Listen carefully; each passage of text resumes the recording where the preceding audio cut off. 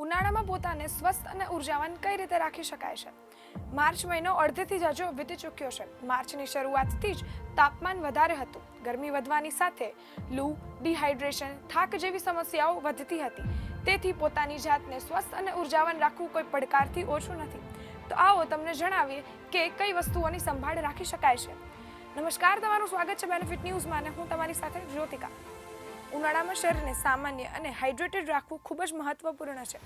યોગ્ય આહાર, પૂરતું પાણી, હળવા કપડાં અને ત્વચાની સંભાળ જેવી સારી ટેવો અપનાવીને પોતાને ન માત્ર ઉનાળાનો આનંદ માણી શકાય છે, પણ શરીરને પૂરતી ગરમીથી બચાવી પણ શકાય છે અને આપણે એક્ટિવ રહી શકીએ છીએ. ઉનાળામાં રોગ, ઇરિટેશન, ડિહાઇડ્રેશન, સ્કિન ડિઝીઝ જેવા જોખમો પણ વધી જાય છે. ઉનાળામાં રોગ અને ડિહાઇડ્રેશનથી બચવા માટે શરીરને હાઇડ્રેટેડ રાખવું ખૂબ જ જરૂરી છે. દિવસભર પૂરતા પ્રમાણમાં પાણી પી અને નારિયેળ પાણી, લીંબુ પાણી, છાશ વગેરે જેવા પીણાનું સેવન કરવું જોઈએ.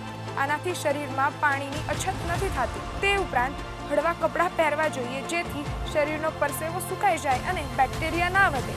તે છતાંય ટાઈટ અને સિન્થેટિક કપડાં ના પહેરવા જોઈએ, જેથી સ્કિન ડિઝીઝ, ઇરિટેશન જેવી વસ્તુઓ ના થાય. આ સાથે અન્ય ઘણી બધી બાબતોનું ધ્યાન રાખવું જોઈએ છે. તેમજ આમ આપણે પોતાને સ્વસ્થ અને ઉર્જાવાન રાખી શકાય છે. આવા જ લાઇફસ્ટાઇલના વિડીયો જોવા માટે જોડાઈ રહ્યો બેનિફિટ ન્યૂઝ સાથે. નમસ્કાર.